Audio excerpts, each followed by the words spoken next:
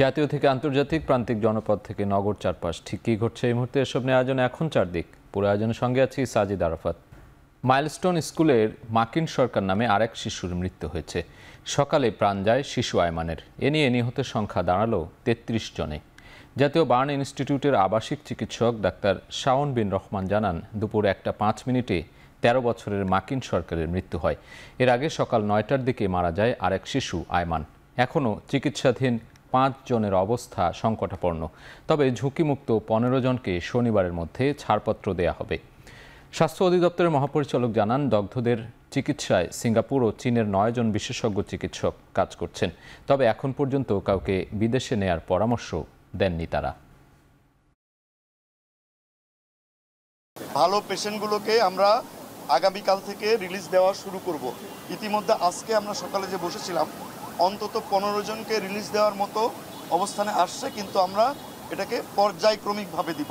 বিভিন্ন রোগী যারা আছে তাদের অবস্থানগুলো তুলে ধরছি তাদের সাথে, এবং তাদের পরামর্শ আমরা ইমপ্লিমেন্ট করার চেষ্টা করছি। বিভিন্ন রোগীদেরকে ক্যাটাগরিক্যালি অ্যাকচুয়ালি ভাগ করা হয়েছে, যে বেশি খারাপ যারা মাঝে এবং যাদেরকে অল্প চিকিৎসা দিয়ে ছুটি দেওয়া যাবে, সেই বিষয়গুলোকে অত্যন্ত গুরুত্ব সবার দেখা হচ্ছে। আপনাদের সবার অ্যাকচুয়ালি সহযোগিতা আমরা কামনা করছি। আজ আরও 2 শিশুর মৃত্যু হলো। এখন পর্যন্ত মারা গেল 33 জন।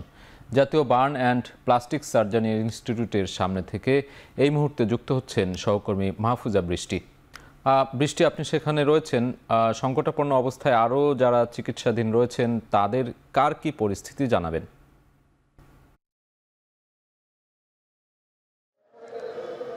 আসলে আমরা জানি এখন পর্যন্ত যে জাতীয় বার্ন ইনস্টিটিউটে যে যারা মৃত্যুবরণ করেছেন, দগ্ধ যারা, তাদেরকে কিন্তু একের পর এক কিন্তু হস্তান্তর করা হচ্ছে। তবে মাকিনের যে সর্বশেষ যে 13 বছরের মাকিন মারা গিয়েছে, তার মরদেহ কিন্তু এখন পর্যন্ত হস্তান্তর করা হয়নি। এর মধ্যে কিন্তু সেই প্রক্রিয়া সম্পন্ন করা হচ্ছে বলে আমাদেরকে জানিয়েছেন।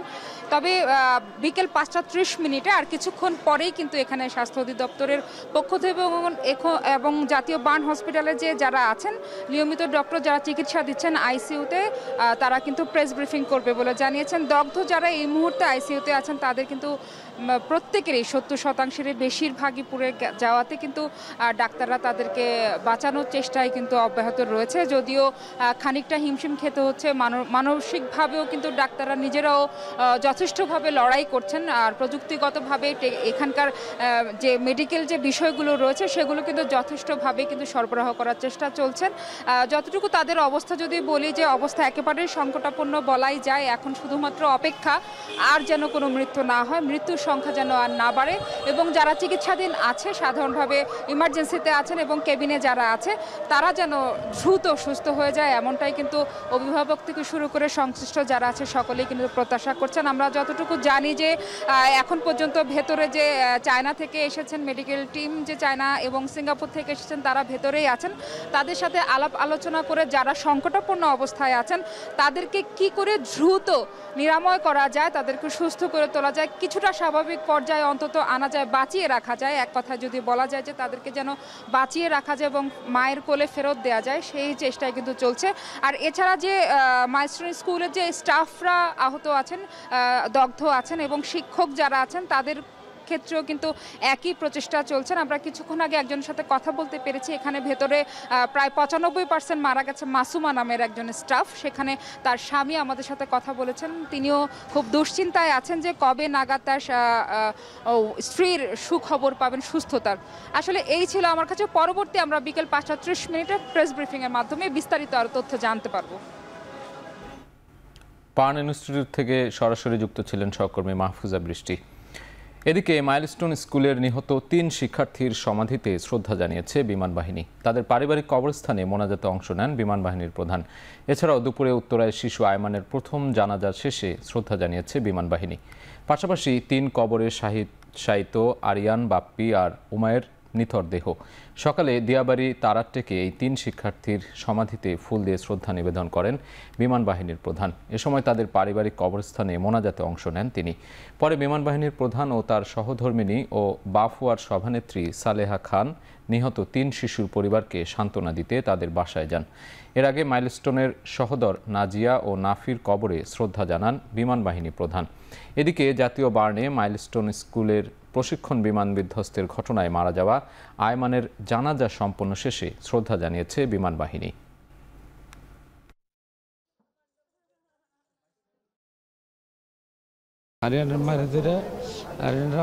কান্নাকাটা করছে, মার অবস্থা ভালো না, ভাত পানি খায় না, ঘুমা হয় না, ওই এক কান্নার উপরে। আমি দেখার পর আমি বলেছি, বাবা তোমার কিরকম লাগে? বাবা ভালো লাগে না, আমি একটু পানি খাবো বাবা, আমি একটু পানি। ওর আমি নার্সদের বলে একটু পানি দেন, ওর একটু পানি দেন, ও পানি খাইতে যেতেছে। ওর তো জিহ্বা সহ পড়ে গেছে, 85% পড়ে গেছে। এদিকে মাইলস্টোনের বিমান বিধ্বস্তে নিহত শিক্ষিকা মাসুকা বেগমের কবরে পুষ্পস্তবক অর্পণ ও গার্ড অব অনার প্রদান করেছে বিমান বাহিনী। দুপুর 2:30টায় ব্রাহ্মণবাড়িয়ার আশুগঞ্জের সোহাগপুর গ্রামে মাসুকার সম্মানে গার্ড অব অনার প্রদান করে বিমান বাহিনীর 10 সদস্যের একটি প্রতিনিধি দল। পরে গার্ড অব অনার ও পুষ্পস্তবক অর্পণ শেষে কবর জিয়ারত এবং মোনাজাত করেন তারা। এ সময় স্বজনদের সঙ্গে কথা বলে সমবেদনা জানান বিমান বাহিনীর সদস্যরা।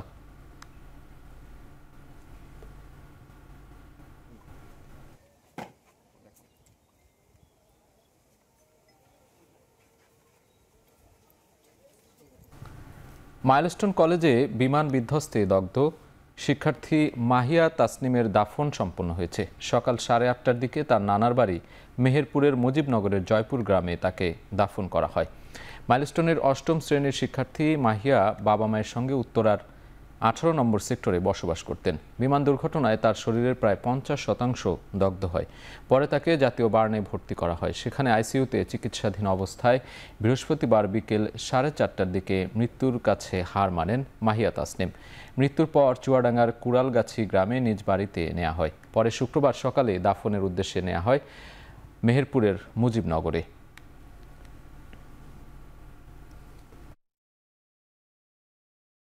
মাইলস্টোন স্কুলে বিমান দুর্ঘটনায় নিহত শিক্ষার্থীদের আত্মার মাগফিরাত কামনায় জুমার নামাজের পর দোয়া করা হয় মসজিদে। প্রার্থনা করা হয় অন্যান্য ধর্মীয় উপাসনালয়গুলোতেও।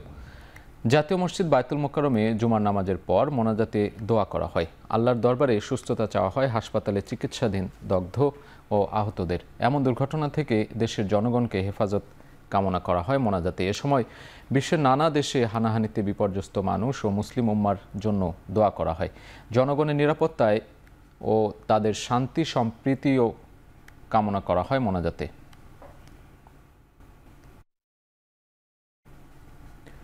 উত্তরায় মাইলস্টোন ট্র্যাজেডির পর উৎসুক জনতা ভিড় করছেন বেশ কয়েকদিন ধরে প্রতিষ্ঠানটির প্রধান ফটকের সামনে। স্কুলের সবশেষ পরিস্থিতি জানাতে যুক্ত হচ্ছেন সহকর্মী আরিফ হোসেন। আরিফ, বেশ কয়েকদিন ধরে আমরা দেখছি সেখানে উৎসুক মানুষের ভিড় বাড়ছে। আজকে শুক্রবার ছুটির দিন, স্কুলের সামনে শিক্ষার্থী অভিভাবক আছেন কিনা, কি বলছেন তারা? সাজিদ, শুক্রবার ছুটির দিন। আমি যেই জায়গাটিতে দাঁড়িয়ে আছি এই জায়গাটি ঠিক মাইলস্টোন স্কুল অ্যান্ড কলেজের ঠিক সামনের গেটের ডান দিকের অবস্থান। আপনি আমার পেছনের চিত্র যদি একটু দেখাই তাহলে আপনার মনে হবে যে এটি একটি দর্শনীয় স্থান। মানুষজন শুক্রবার ছুটির দিন এজন্য ঘুরতে এসছেন, এমনটাই উৎসব মুখর একটি পরিবেশ ওখানে বিরাজ করছে। এটি যে দুর্ঘটনাজনিত একটি স্থান, অর্থাৎ এখানে অনেক শিশু মারা গিয়েছে, যার সংখ্যা 33 জন শিশু এবং অভিভাবক, স্কুল শিক্ষক উদ্ধার করতে আসা, এবং এখানে হাসপাতালের বিছানায় এখনও যে অনেক মানুষ কাতরাচ্ছেন তার কিন্তু কোনো লক্ষণ দেখা যাচ্ছে না। আমরা দেখেছি মাইলস্টোন এই স্কুল অ্যান্ড কলেজ কর্তৃপক্ষ তারা বিরক্ত হয়ে গেটটি আটকিয়ে দিয়েছেন, কারণ সকাল থেকে তারা 10 জন করে দর্শনার্থী ভেতরে ঢোকার একটি অনুমতি দিয়েছিলেন, যারা ঘুরে দেখে আসতে পারতেন যে এই দুর্ঘটনা কবলিত যে স্থানটি রয়েছে সেটি, কিন্তু পরবর্তীতে আস্তে আস্তে করে ভিড় এতটাই বেড়ে যায় যে মাইলস্টোন স্কুল অ্যান্ড কলেজের যে প্রধান ফটক রয়েছে সেটি খুলে দিতে তারা বাধ্য হয়। এরপরে অতিরিক্ত জনগণের চাপের কারণে আবার তারা বাধ্য হয় সেটি বন্ধ করে দিতে, এবং এখন তারা গেটের সামনে অবস্থান করছেন। তারা বারবার বাকবিতণ্ডায় জড়াচ্ছেন মাইলস্টোন স্কুল অ্যান্ড কলেজের যারা সিকিউরিটি রয়েছে, যারা কর্তব্যরত পুলিশ রয়েছে তাদের সাথে, এবং গেটের সামনে দাঁড়িয়ে তারা কিন্তু ধাক্কাধাক্কি করছেন ভেতরে যাওয়ার জন্য।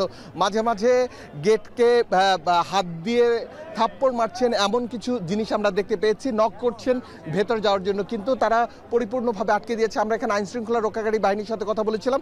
তারা বলছেন যে বিশ্বের এমন কোনো জায়গায় নেই যেখানে ক্রাইম স্পট অর্থাৎ দুর্ঘটনা অথবা কোনো ধরনের অকারেন্স যেখানে ঘটে সেখানে সাধারণ দর্শনার্থী এভাবে উপচে পড়ে ভিড় থাকে এবং তারা এখানে দেখতে আসেন। এ ধরনের কোনো নজির বিশ্বের অন্য কোনো জায়গায় নেই। শুধু এই নজিরটি বাংলাদেশেও দেখা যায়, কারণ আপনারা নিশ্চয়ই জানেন প্রথম দিন যেদিন দুর্ঘটনা হয়েছিল সেদিন এই সাধারণ মানুষের জন্যই কিন্তু একটি বড় বেগ পেতে হয়েছে উদ্ধার কার্যক্রম পরিচালনার জন্য। আপনারা পিছনে দেখতে পাচ্ছেন কিছুক্ষণ পরপর হই হুল্লোড় করছে, চিৎকার চেঁচামেচি করছে মানুষজন ভেতরে যাওয়ার জন্য। কিন্তু এটা কতটুকু যৌক্তিক এবং কতটুকু বিবেকবান মানুষ হলে এই কাজটি করতে পারে সেটা নিশ্চয়ই আপনি বুঝতে পারছেন। এখানে এসে আমরা দেখেছি, কিছুক্ষণ আগে আমরা দেখলাম, ভিতরে গিয়েছিলাম, সেখানেও অনেক মানুষ রয়েছেন এবং যে দুর্ঘটনা কবলিত যে স্থানটি রয়েছে সেটিকে ঘিরে একটি জটলা আমরা দেখেছি। এবং এখানকার যারা স্কুল নিরাপত্তার দায়িত্বে রয়েছেন, এছাড়া যারা আইন শৃঙ্খলা রক্ষাকারী বাহিনী রয়েছেন, তারা বলছেন তারা সাধারণ মানুষদের আহ্বান জানাচ্ছেন তারা যাতে এখানে এসে বিরক্ত না করেন এবং যেই ক্রাইম সিন যেই স্পটটি রয়েছে সেখানে এসে বাড়তি ভিড় করে দর্শনীয় স্থান বানিয়ে এটিকে বিতর্কিত না করেন, এবং তারা উপলব্ধি করেন যে এটি একটি দুর্ঘটনা কবলিত স্থান এবং এখানে যারা দুর্ঘটনার শিকার হয়েছে তাদের মধ্যে অধিকাংশই হাসপাতাল রয়েছে এবং 33 জন মানুষ মারা গিয়েছে। এই জিনিসটি উপলব্ধির বিষয়, এটা কোনোভাবেই দর্শনীয় স্থান হতে পারে না এবং সেটি মানুষকে অনুধাবন করার জন্য পুলিশের পক্ষ থেকে এবং আইন শৃঙ্খলা রক্ষাকারী পক্ষ থেকে এবং স্কুল কর্তৃপক্ষ আহ্বান জানিয়েছেন। সাজিদ, মাইলস্টোন স্কুল অ্যান্ড কলেজের মূল ফটকের সামনে থেকে সরাসরি যুক্ত ছিলেন সহকর্মী আরিফ হোসেন। মাইলস্টোন ট্র্যাজেডিতে নিহত পাইলট তৌকির ইসলামের পরিবারের সাথে সাক্ষাৎ করেছেন বিএনপি মহাসচিব মির্জা ফখরুল ইসলাম আলমগীর। বিকেলে ঢাকা সেনানিবাসে তৌকিরের বাসায় যান মির্জা ফখরুল। এ সময় নিহতদের স্ত্রীসহ পরিবারের সদস্যদের খোঁজ নেন, শোক ও সমবেদনা জানান দলের পক্ষ থেকে। সাথে ছিলেন বিএনপির ভাইস চেয়ারম্যান ও সাবেক বিমান বাহিনী প্রধান অবসরপ্রাপ্ত air vice marshal Altaf Hossain Chowdhury.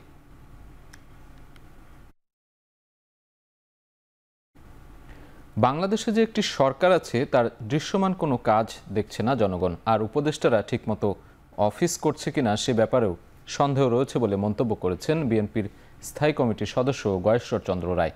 সকালে উত্তরায় মাইলস্টোনের বিমান দুর্ঘটনায় নিহত ৩য় শ্রেণীর শিক্ষার্থী নুসরাত জাহান আনিকার পরিবারকে সহমর্মিতা জানাতে এসে এসব কথা বলেন তিনি। এ সময় বিমানটি কেন জনবহুল এলাকা দিয়ে উড়ানো হলো সেই প্রশ্ন তোলেন। সেই সাথে মাইলস্টোন কলেজ কর্তৃপক্ষ কেন কোচিং করালো সেই প্রশ্ন রেখে স্কুল কর্তৃপক্ষের গাফিলতি যাচাই করে বিচারের দাবি জানান গয়েশ্বর।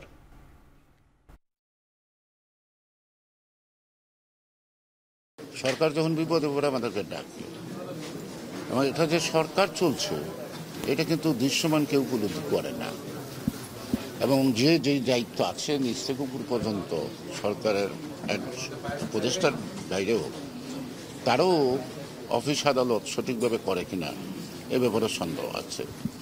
দীর্ঘদিন 17 বছরের যে দুর্নীতি ধারাবাহিকতা এখনও চলমান, কোনো কোনো বিষয়ে দুর্নীতি বাড়ছে, ঘুষ বাড়ছে, কমে নাই।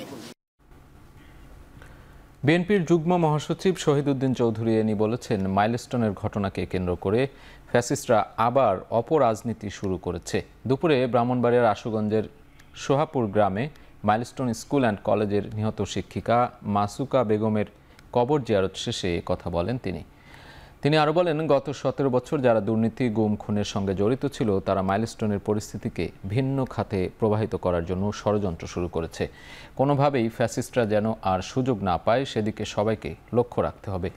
মাইলস্টোনের ঘটনার প্রকৃত তথ্য দেশবাসীর সামনে উত্থাপন করার দাবি জানান তিনি। পরে দলীয় নেতাকর্মীদের নিয়ে নিহত শিক্ষিকা মাসুকা বেগমের পরিবারের সঙ্গে দেখা করেন শহীদউদ্দিন চৌধুরী আনি।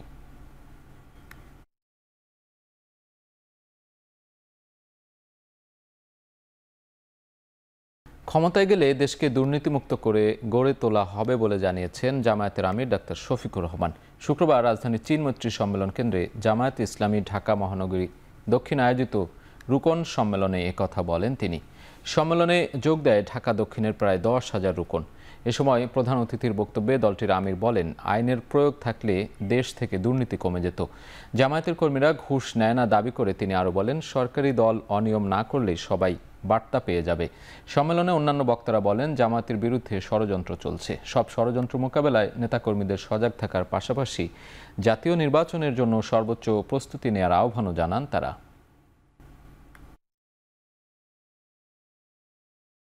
আমাদের সমস্ত রাজনীতি হবে মানুষের জন্য, মানবতার জন্য। এই কাজে গেলে যে যার সমালোচনা যেভাবে করতে থাকুক, আমার কিচ্ছু আসে যায়। আমরা চলতেই থাকবো ইনশাআল্লাহ। আমরা সমাজ বদলের বাস্তব স্বপ্ন দেখি এবং আমরা কোথায় চিড়া ভিজাতে চাই না। আমরা চাই দুধ অথবা পানি দিয়ে চিড়া ভিজবে, আর প্রয়োজনে আমাদের রক্ত দিয়ে চিড়া ভিজবে। সেই রক্ত যদি আল্লাহ মানবতার জন্য, মানবতার মুক্তির জন্য আল্লাহ কবুল করেন, আল্লাহর দরবারে লাখো শুকরিয়া। ঢাকায় জাতিসংঘ মিশনের চুক্তি অবিলম্বে বাতিল করতে অন্তর্বর্তী সরকারের প্রতি আহ্বান জানিয়েছে ইন্তিফাদা বাংলাদেশ। জুমার পর জাতিসংঘের মানবাধিকার কমিশন বাতিল ও ইসলামপ্রিয় নাগরিকদের জঙ্গি সাজানোর প্রতিবাদে শাপলা চত্বরে মিছিল ও বিক্ষোভ সমাবেশ করে সংগঠনটি।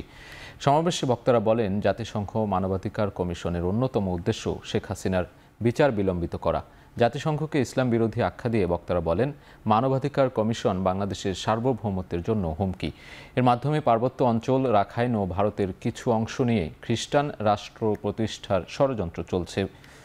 মুসলিম সংখ্যাগরিষ্ঠের মৌলিক অধিকার রক্ষায় লড়াই চালিয়ে যাওয়ার ঘোষণা দেন বক্তারা। মানবাধিকার কমিশনের কার্যালয় স্থাপনের চুক্তি অবিলম্বে বাতিল না হলে লাগাতার কর্মসূচি দেওয়ার হুঁশিয়ারি দেয় ইন্তিফাদা বাংলাদেশ।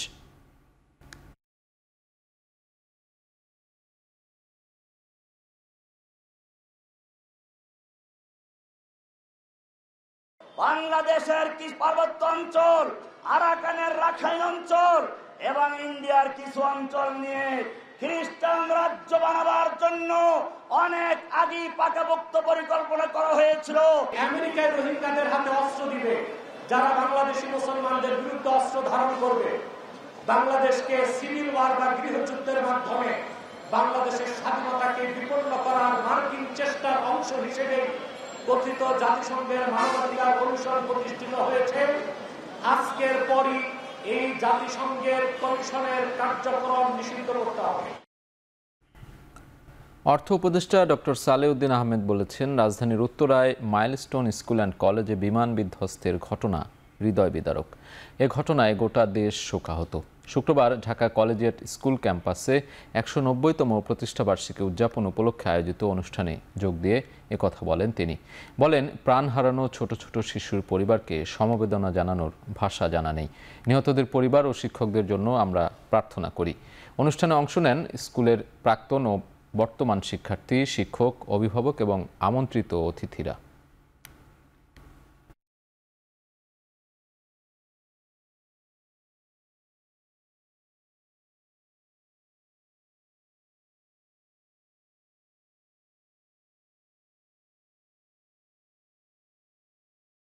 অত্যন্ত দুঃখজনক ঘটনা ঘটেছে, দুর্ঘটনা মাইলস্টোন। সেখানে প্রতি কোমলবতী অনেক ছাত্রছাত্রী মারা গেছে। আমি বার্নিতে গেছিলাম, সেখানে দৃশ্য দেখে কিন্তু অকল্পনীয়। এবং যারা আহত হয়েছে আমরা তার কামনা করি, তারা যেন দ্রুত তাদের রোগ মুক্তির জন্য আমরা দোয়া করছি। ফেনীর পরশুরামে ভারতীয় সীমান্তরক্ষী বাহিনী বিএসএফের গুলিতে 2 বাংলাদেশি নিহত হয়েছেন, যাদের মধ্যে একজন ভারতের হাসপাতালে চিকিৎসাধীন অবস্থায় মারা যান। বিজিবির পক্ষ থেকে জানানো হয়, কয়েকজন যুবক বৃহস্পতিবার রাতে বাসপদুয়া সীমান্তে বন্যার পানিতে মাছ ধরতে যায়। এ সময় বিএসএফ তাদের লক্ষ্য করে গুলি ছুড়লে মিল্লাত, লিটন ও আফসার নামের 3 যুবক গুলিবিদ্ধ হন। পরে তাদের মধ্যে মিল্লাত ও আফসারকে উদ্ধার করে ফেনী জেনারেল হাসপাতালে নেওয়া হলে চিকিৎসক মিল্লাতকে মৃত ঘোষণা করে, আর আফসার এখনও চিকিৎসাধীন রয়েছেন। এছাড়া গুলিবিদ্ধ লিটনকে বিএসএফ সদস্যরা ভারতের বিলোনিয়া হাসপাতালে নেয়। সেখানে চিকিৎসাধীন অবস্থায় বাংলাদেশ সময় বেলা 11:30টার দিকে মৃত্যু হয়। বিজিবি জানায়, সীমান্ত পিলার অতিক্রম করে কাঁটাতারের কাছে চলে গেলে তাদের লক্ষ্য করে গুলি ছোড়ে বিএসএফ সদস্যরা। পরে খবর পেয়ে তাৎক্ষণিক ঘটনাস্থল পরিদর্শন করে বিজিবি।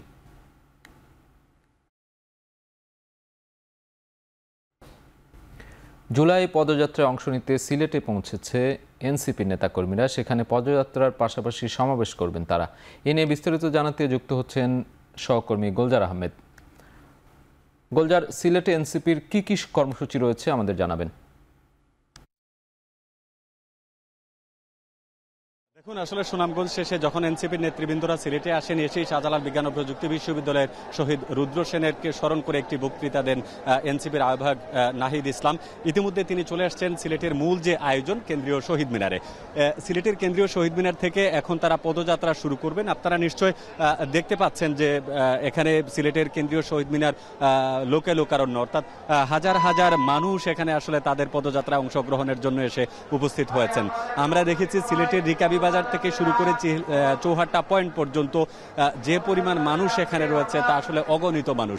এবং এই যে জুলাইয়ের যোদ্ধা বা জুলাইয়ের যারা লালন করে এই দেশটাকে নতুন করে স্বপ্ন দেখেছেন তাদেরকে দেখার জন্য এবং তাদের এনসিপির স্থানীয় যে নেতৃবৃন্দ আছেন, বিশেষ করে জেলা এবং মহানগরের নেতৃবৃন্দরা, তাদের এই সমাবেশের জন্য মূলত সিলেটের আজকের এই আয়োজন।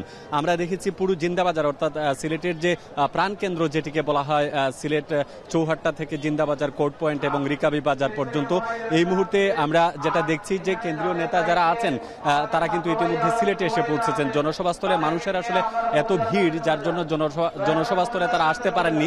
তার আগ থেকেই তারা আসলে তাদের যে জুলাইয়ের যে পদযাত্রা, অর্থাৎ সাধারণ মানুষদের নিয়ে এবং তাদের যে অনুসারী আছে কিংবা এনসিপির নেতৃবৃন্দ যারা আছে তাদেরকে নিয়ে জুলাই পদযাত্রা শুরু করেছেন। এবং আমরা যতটুকু দেখি যে সিলেটের মূল যে জায়গাটিতে তাদের যে আয়োজন, অর্থাৎ সিলেটের কেন্দ্রীয় শহীদ মিনার, সেখানে একটি মঞ্চ করা হয়েছে এবং এখানেই মূলত কেন্দ্রীয় নেতৃবৃন্দ যারা আছেন এনসিপির, বিশেষ করে আহ্বায়ক নাহিদ ইসলাম এবং তার সদস্য সচিব আক্তার হোসেন সহ হাসনাত সার্জিস, অন্যান্য মুখ্য সংগঠক যারা আছেন সবাই ইতিমধ্যে সিলেটে এসে উপস্থিত হয়েছেন। এবং আজকের এই আয়োজনের জন্য মূলত বিগত কয়েকদিন থেকে এনসিপির জেলা ও মহানগরের নেতৃবৃন্দরা তারা যে পরিশ্রম করেছেন তার বাস্তবায়নের জন্য মূলত এত মানুষের আগমন। আমরা যেটা দেখেছি যে পুলিশের পক্ষ থেকে এবং আইন শৃঙ্খলা বাহিনীর যথেষ্ট পরিমাণ সদস্য রয়েছে নিরাপত্তা ব্যবস্থার জন্য, যদিও এত পরিমাণ মানুষ এখানে হয়েছে যার জন্য আসলে তাদেরকে সামাল দিতে হিমশিম খেতে হচ্ছে। এখন মূলত যে জিনিসটি হবে, তারা সিলেটের যে চৌহাট্টা পয়েন্ট, এখান থেকে তারা তাদের পদযাত্রা শুরু করবেন রিকাবি বাজার, লামাবাজার পয়েন্ট হয়ে জিন্দাবাজার হয়ে অন্ততপক্ষে আধা ঘন্টা বা 40 মিনিটের মধ্যে তারা এসে পৌঁছাবেন।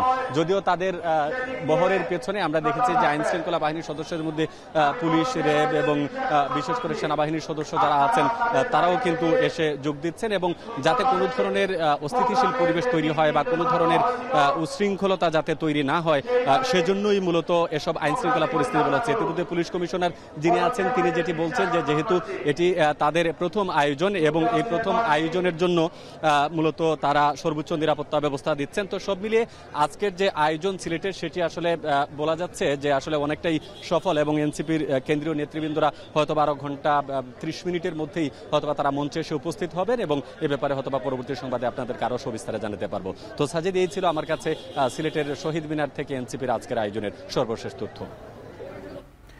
এনসিপির পদযাত্রার খবর জানাতে সিলেট থেকে সরাসরি যুক্ত ছিলেন সহকর্মী গোলজার আহমেদ। সরকার জুলাই সনদ ঘোষণা না দিলে আগামী 3 আগস্ট জুলাই সনদ আদায়ের ঘোষণা দিয়েছেন এনসিপির আহ্বায়ক নাহিদ ইসলাম। দুপুরে সুনামগঞ্জে 25তম দিনে জুলাই পদযাত্রা শেষে আয়োজিত সভায় এই ঘোষণা দেন তিনি। এ সময় মুজিববাদের বিরুদ্ধে দেশের মানুষকে সামাজিক, রাজনৈতিক ও সাংস্কৃতিক প্রতিরোধ গড়ে তোলার আহ্বান জানান নাহিদ ইসলাম। একই সভায় এনসিপির সদস্য সচিব আক্তার হোসেন বলেন, চিকিৎসা, আইন, মৌলিক অধিকার সহ দেশের মানুষ সব সেবা থেকে বঞ্চিত। সেই বৈষম্য দূর করতে চায় এনসিপি। এর আগে সুনামগঞ্জের কেন্দ্রীয় মডেল মসজিদে জুমার নামাজ শেষে দলটির স্থানীয় নেতাকর্মীদের সাথে নিয়ে জুলাই পদযাত্রায় অংশ নেন কেন্দ্রীয় নেতাকর্মীরা। পদযাত্রাটি নগরের বিভিন্ন সড়ক প্রদক্ষিণ করে ট্রাফিক পয়েন্টে আয়োজিত জনসভায় গিয়ে শেষ হয়। স্বাধীনতার পর থেকে এই বাংলাদেশের মানুষ, জনসাধারণ আমরা বঞ্চিত হয়ে এসেছি। 24-এর অভ্যুত্থানে হাজারো জীবনের বিনিময়ে আমরা নতুন এক বাংলাদেশ বিনির্মাণের সুযোগ পেয়েছি। কোন ধরনের বাধা বিপত্তিতে ভয় না পেয়ে নতুন বাংলাদেশ আমরা প্রতিষ্ঠা করব ইনশাআল্লাহ। যে জুলাই সনদটা আটকে রয়েছে উচ্চকক্ষ পিআর প্রতিষ্ঠার মাধ্যমে এই আমরা সংস্কারের ঐক্যমত্যটা বাস্তবায়ন করতে পারি। ইনশাআল্লাহ আমরা আশাবাদী। ঢাকায় আমরা 3রা আগস্ট যাচ্ছি, জুলাই সনদ এবং জুলাই ঘোষণাপত্র আমরা আদায় করব। আপনাদেরকে আমরা 3রা আগস্ট ঢাকায় আসার আহ্বান জানাচ্ছি। ইনশাআল্লাহ আমরা আমাদের বিজয় হবে। জুলাই সনদ এবং ঘোষণাপত্র আমরা আদায় করে ছাড়বো ইনশাআল্লাহ। শেরপুরের নালিতাবাড়ী উপজেলার নাকুগাঁও সীমান্ত দিয়ে পুরুষ, নারী ও শিশুসহ 21 জনকে পুশিন করেছে ভারতীয় সীমান্ত রক্ষা বাহিনী বিএসএফ। শুক্রবার ভোরে হাতিপাগার বিওপির নাকুগাঁও সীমান্ত সড়কে এই ঘটনা ঘটে। খবর পেয়ে বিজিবির টহল দল তাদের আটক করে। আটকদের মধ্যে 6টি পরিবারের 5 জন পুরুষ, 5 জন মহিলা এবং 11 জন শিশু রয়েছে। এ সময় প্রাথমিক জিজ্ঞাসাবাদে তারা জানায় 2017 সালে কক্সবাজারের উখিয়ার বালুখালী রোহিঙ্গা শরণার্থী ক্যাম্প থেকে পালিয়ে যায় বাংলাদেশের বিভিন্ন সীমান্ত দিয়ে ভারতে যায় তারা। এরপর ভারতের বিভিন্ন প্রদেশে তারা শ্রমিক হিসেবে হোটেল ও বাসাবাড়িতে কাজ করেন। আটকদের দেয়া তথ্য অনুযায়ী তাদের পরিচয় যাচাই বাছাইয়ের কার্যক্রম চলমান রয়েছে। শেরপুরের আন্তর্জাতিক সীমানা রক্ষা এবং যে কোনো প্রকার অবৈধ কার্যক্রম প্রতিরোধে বিজিবি জওয়ানরা সর্বোচ্চ সচেষ্ট থেকে দায়িত্ব পালন করছেন।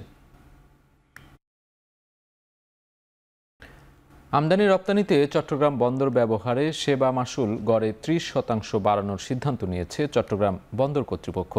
আন্তঃমন্ত্রণালয় ও স্টেক হোল্ডারদের সঙ্গে আলোচনা করে এই সিদ্ধান্ত নেওয়া হয়েছে বলে জানান নৌ উপদেষ্টা এম সাখাওয়াত হোসেন। সকালে চট্টগ্রাম বন্দর পরিদর্শন শেষে এই সিদ্ধান্তের কথা জানান নৌ উপদেষ্টা। এ সময় তিনি আরও জানান, অন্তর্বর্তী সরকার চট্টগ্রাম বন্দরকে আন্তর্জাতিক মানে উন্নীত করতে সক্ষমতা বাড়াতে চায়। সেজন্য বিদেশি অপারেটরকে বন্দর পরিচালনার দায়িত্ব দিতে চায়। তবে বিদেশি প্রতিষ্ঠান বন্দর পরিচালনা করলেও নিয়ন্ত্রণ বাংলাদেশের হাতেই থাকবে। তাই এ নিয়ে প্রোপাগান্ডা না ছড়ানোর পরামর্শ দেন এম সাখাওয়াত হোসেন। এদিকে নানা আলোচনা সমালোচনার পর সাইফ পাওয়ারটেকের কাছ থেকে বন্দরের এনসিটি টার্মিনাল পরিচালনার দায়িত্ব নিয়ে নৌবাহিনীকে দেয়া হয়। এরপর নিউমোরিং কন্টেইনার টার্মিনালে কন্টেইনার হ্যান্ডেলিং বেড়েছে প্রায় 13%। আমাদের যদি এফিসিয়েন্সি বাড়াতে হয় তাহলে আমাদেরকে বাহিরের নো হাউ টেকনোলজি আনতে হবে। আমরা যদি নিজেরা করছি ঠিকই, নিজেরা অনেক এফিসিয়েন্টলি করছি, কিন্তু এই এফিসিয়েন্সি বাড়াবার জন্য আমাদের দরকার হচ্ছে যে আন্তর্জাতিক অঙ্গনে আমাদের প্রবেশ করা। এবং চট্টগ্রাম পোর্ট বাংলাদেশের পোর্ট, চট্টগ্রাম পোর্ট আমাদের সম্পত্তি, এটা আমাদের কাছে থাকবে। যদি কেউ অন্যভাবে প্রোপাগান্ডা করে থাকে, আমি আশা করব যে দেশের স্বার্থে এই ধরনের প্রোপাগান্ডা যেন না করে। বঙ্গোপসাগরে সৃষ্ট লঘুচাপটি পরিণত হয়ে নিম্নচাপে পরিণত হচ্ছে। উত্তাল হয়ে উঠছে ভোলার মেঘনা তেঁতুলিয়া নদী। দুর্যোগপূর্ণ আবহাওয়ার কারণে দেশের সমুদ্র বন্দরগুলোকে 3 নম্বর এবং নৌবন্দরগুলোকে 1 নম্বর সতর্কতা সংকেত দেখাতে বলা হয়েছে। ভোলা নৌবন্দরের সহকারী পরিচালক রিয়াদ হোসেন জানান, সমুদ্র ও নৌবন্দরে সতর্কতা সংকেত জারি থাকায় সকাল থেকেই জেলার অভ্যন্তরীণ রুটে লঞ্চ চলাচল বন্ধ করা হয়। পরবর্তী নির্দেশ না দেওয়া পর্যন্ত এসব রুটে লঞ্চ চলাচল বন্ধ থাকবে। তবে ভোলা, ঢাকা এবং ভোলা, বরিশাল সহ অন্যান্য রুটে লঞ্চ চলাচল স্বাভাবিক রয়েছে। এছাড়া অতি জোয়ারে স্বাভাবিকের তুলনায় পানি বৃদ্ধিতে প্লাবিত হচ্ছে বাঁধের নিম্নাঞ্চল। এ সময় মাছ ধরার ট্রলারগুলোকে নিরাপদ আশ্রয়ে নিতে বলা হয়। এদিকে নোয়াখালীর দ্বীপ উপজেলা হাতিয়ার সঙ্গে বন্ধ রয়েছে সারা দেশের নৌ চলাচল। মাছ ধরার নৌকাগুলো দুপুরের পর থেকে নদীর পাড়ে ভিড়তে শুরু করে। জোয়ারের পানি প্রবাহিত হচ্ছে 2 ফুটের অধিক উচ্চতায়। বন্ধ রয়েছে ঢাকা হাতিয়া রুটে যাত্রীবাহী জাহাজ চলাচলও।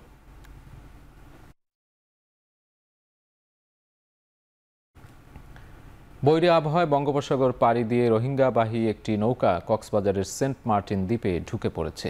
সকাল 7টার দিকে দ্বীপের উত্তর বিচে আসে বোটটি। বোটে থাকা 20 রোহিঙ্গার মধ্যে 3 নারী ও 1 শিশু রয়েছে বলে জানা গেছে। এরা সবাই মিয়ানমারের নাগরিক বলে নিশ্চিত করেছে স্থানীয় প্রশাসন। সকালে রোহিঙ্গা বোঝাই নৌকাটি উত্তর বিচে আসলে স্থানীয়রা বিজিবিকে খবর দেয়। পরে দ্রুত ঘটনাস্থলে পৌঁছান বিজিবি সদস্যরা।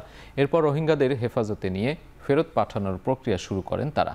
তবে বৈরী আবহাওয়ায় ঝুঁকিপূর্ণ হওয়ায় এখনই ফেরত পাঠানো যাচ্ছে না তাদের। ফলে রোহিঙ্গারা এখনও বিজিবির হেফাজতেই রয়েছেন।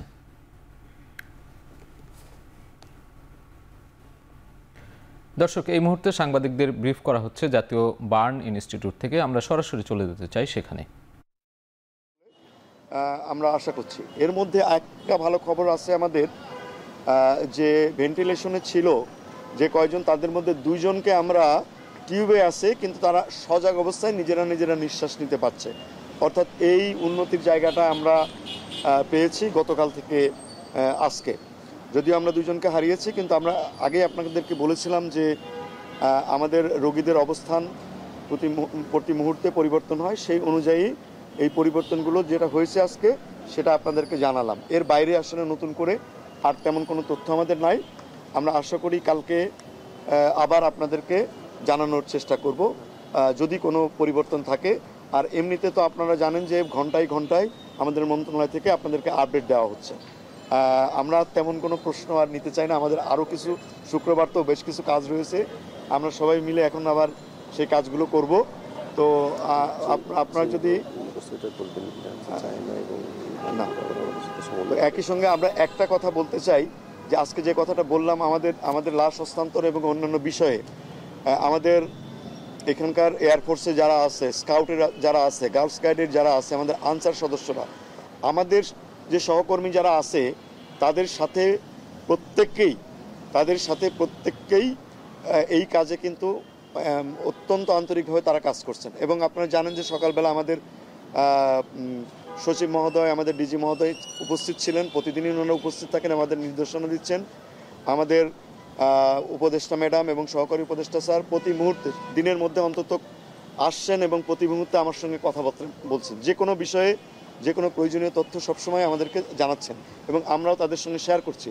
অর্থাৎ আমাদের এই রোগীদের যে কোনো ধরনের আপডেট প্রতি মুহূর্তে আমাদের মন্ত্রণালয়, আমাদের ডিজি অফিস, সর্বোচ্চ পর্যায় থেকে ইভেন প্রধান উপদেষ্টার দপ্তর থেকে প্রতি মুহূর্তে এই বিষয়গুলোর সমস্ত খোঁজখবর রাখা হচ্ছে এবং প্রতিটি আপডেট আমরা ওনাদের অফিসকে জানাচ্ছি।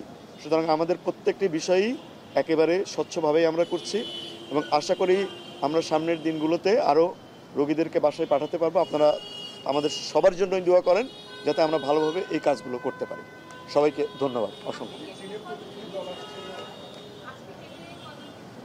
আমরা সব মিলিয়ে এই মুহূর্তে আমাদের মানে কেবিনে সংখ্যা হচ্ছে 13 জন এই মুহূর্তে। ওকে, ঠিক আছে, ধন্যবাদ। আমার মনে হয় প্রশ্ন আমরা অনেকই করছি। নতুন কোনো দর্শক, সরাসরি যুক্ত ছিলাম জাতীয় বার্ন ইনস্টিটিউটে। এ পর্যায়ে আন্তর্জাতিক প্রসঙ্গ। দ্বিতীয় দিনে গড়ালো থাইল্যান্ড কম্বোডিয়ার সামরিক সংঘাত। ইতিমধ্যে প্রাণহানি বেড়ে দাঁড়িয়েছে 16 জনে, যার মধ্যে 15 জনই থাই নাগরিক। ইতিমধ্যে সীমান্ত এলাকা থেকে লক্ষাধিক মানুষকে সরিয়ে নিয়েছে থাই সরকার। স্থাপন করা হয়েছে 3 শতাধিক আশ্রয়কেন্দ্র। যদিও জাতির সার্বভৌমত্বকে সমর্পণ করা হবে না বলে ঘোষণা দিয়েছেন থাইল্যান্ডের ভারপ্রাপ্ত প্রধানমন্ত্রী। বিপরীতে কম্বোডিয়া সরকারের অভিযোগ, দেশটির ভূমি দখল করতে চায় থাইল্যান্ড। দক্ষিণ পূর্ব এশিয়ার 2 প্রতিবেশীর সংঘাতে উদ্বেগ প্রকাশ করেছে চীন। অবিলম্বে সংঘাত বন্ধের আহ্বান জানিয়েছে যুক্তরাষ্ট্র। গেল বৃহস্পতিবার সীমান্তের বিরোধপূর্ণ অঞ্চলে ল্যান্ডমাইনের বিস্ফোরণে আহত হন 5 থাই সেনা। এরপরই সামরিক সংঘাতে জড়ায় 2 দেশ।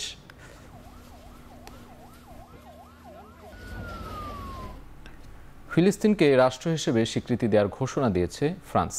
এ বিষয়ে আনুষ্ঠানিক ঘোষণা আসতে পারে বলে জানান ফ্রান্সের প্রেসিডেন্ট ইমানুয়েল ম্যাক্রো। সামাজিক মাধ্যমের পোস্টে তিনি বলেন, এ মুহূর্তে সবচেয়ে জরুরি হলো গাজায় যুদ্ধ বন্ধ এবং বেসামরিক মানুষের জীবন রক্ষা করা। মধ্যপ্রাচ্যে শান্তি প্রতিষ্ঠায় ফ্রান্স কাজ করতে আগ্রহী বলেও জানান ফরাসি প্রেসিডেন্ট। একই সাথে তিনি হামাসকে নিরস্ত্রীকরণ করে গাজার পুনর্নির্মাণ ও সুরক্ষা নিশ্চিতের দাবি জানান। ফিলিস্তিনকে রাষ্ট্র হিসেবে স্বীকৃতি দেওয়ার ঘোষণায় ফ্রান্সকে ধন্যবাদ জানিয়েছেন ফিলিস্তিনের ভাইস প্রেসিডেন্ট হুসেইন আল শেখ। তবে ফ্রান্সের এমন সিদ্ধান্তের তীব্র নিন্দা জানিয়েছেন নেতানিয়াহু ও ট্রাম্প।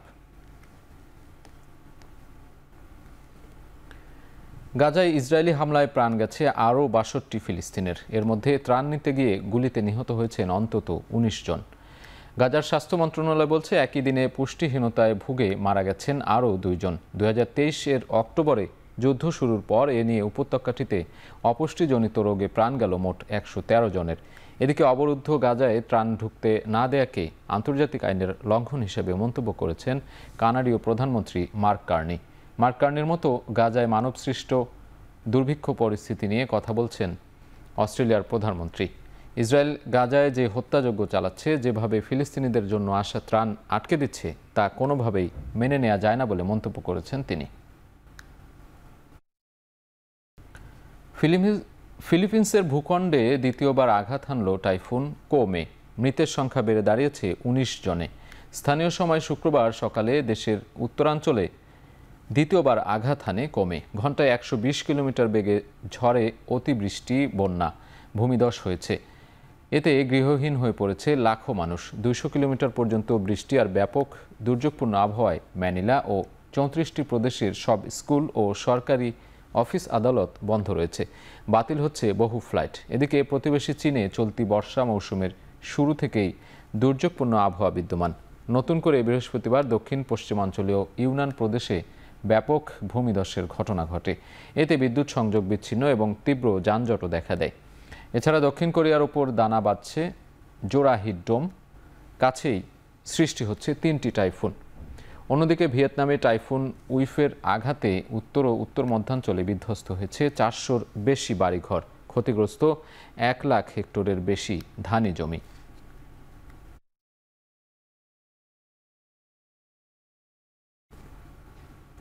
পাকিস্তানের গিলগিত বাল্তিস্তানে বিধ্বংসী বন্যা ও ভূমিধসে প্রাণ গেছে কমপক্ষে ৯ জনের। সোমবার থেকে টানা ভারী বৃষ্টিতে বিপর্যয় নেমে আসে প্রদেশটির দিয়ামের ও নারান জেলায়। বন্যায় ভেসে গিয়ে নিখোঁজ মানুষের সন্ধানে অভিযান চলছে। ১২ থেকে ১৪ জন নিখোঁজ বলে জানা গেছে। ৩০০-র বেশি পর্যটককে উদ্ধার করা হয়েছে বন্যা কবলিত এলাকা থেকে। ২৭টি সেতু বিধ্বস্ত হয়েছে বন্যায়। জাতীয় দুর্যোগ ব্যবস্থাপনা কর্তৃপক্ষ ভূমিধস সতর্কতা জারি করেছে দেশের উত্তরাঞ্চল জুড়ে।